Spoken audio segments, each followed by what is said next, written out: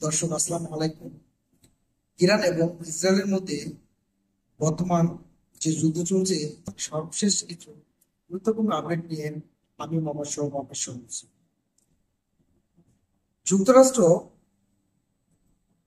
তার বিদ্যুৎ ও পরমাণু বিমান ব্যবহার করে ইরানের ইরানের পারমাণবিক ক্ষেত্রে ব্যাপক হামলা চালিয়েছে। এই হামলা চালানোর আগে যুক্তরাষ্ট্র বলেছিল যে আমরা ইরানকে 2 সপ্তাহ সময় দিচ্ছি, তারা ভাবুক তারা কি করে। অথবা ইরান এটা ভেবে তার যে মনোযোগ একটু একটু যুক্তরাষ্ট্রের দিক থেকে সরিয়ে নিয়েছিল।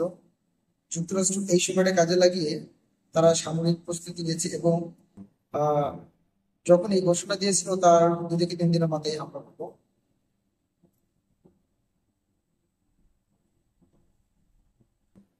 যুক্তরাষ্ট্রের B-2 বোমারু বিমান দেশটির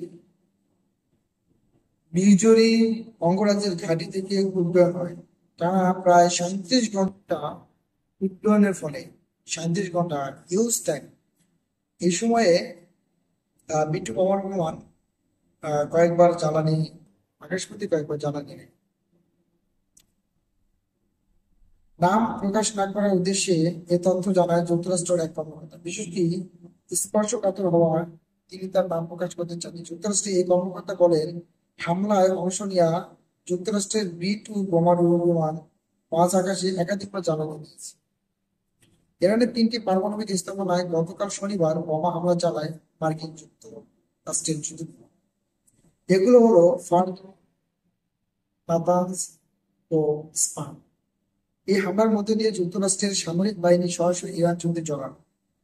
হামলার পর হোয়াইট হাউস থেকে জাতির উদ্দেশ্যে ভাষণ দেন মার্কিন প্রেসিডেন্ট ডোনাল্ড ট্রাম্প। তিনি হুঁশিয়ারি দিয়ে বলেন, ইরান কূটনৈতিক প্রচেষ্টায় না ফিরলে আরো ব্যবস্থা নেওয়া হবে। মার্কিন বিমান বাহিনী এই প্রথম কোনো যুদ্ধক্ষেত্রে 30,000 পাউন্ড ওজনের বাংকার বিধ্বংসী বোমা BBU-57 ব্যবহার করে। এখন হামলার পর পরেই যখন ইরানের আকাশসীমা থেকে যুক্তরাষ্ট্রের একটু পরমাণু বিমান সরে যায়, ঠিক তারপর পরেই ডোনাল্ড ট্রাম্প আহ, আহ, জানায় যে আমরা ইরানের 3টি পারমাণবিক কেন্দ্রকে একদম ধ্বংস করে দিয়েছি। ঠিক তারপর পরেই ইরান ইসরায়েলে ব্যাপক ক্ষেপণাস্ত্র আঘাত চালায়। প্রায় 40টির মধ্যে ক্ষেপণাস্ত্র হামলা চালায় এবং অধিকাংশ ক্ষেপণাস্ত্রই আপনার ইসরায়েলে আঘাত হানে অন টার্গেট।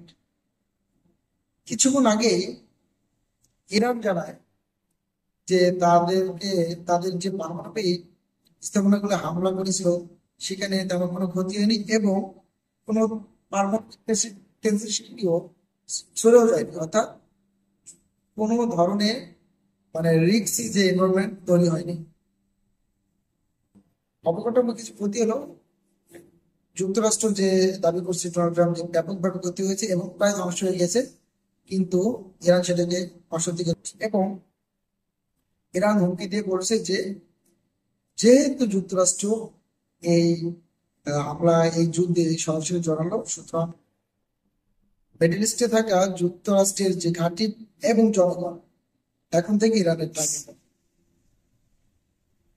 তো ফাইনালি কি হয় জানি না, আল্লাহর কাছে তবে ইরান যেন এই যুদ্ধ জয়লাভ করে। আদারওয়াইজ মিডল ইস্টের 1 বাই 1 প্রতিটা দেশেরই অবস্থা খারাপ হয়ে যাবে। হয়তো বা এখন তারা বুঝতেছে না, কিন্তু ইন ফিউচার এটা হবেই, এটা চিরন্তন সত্য, এটা হবেই হবে।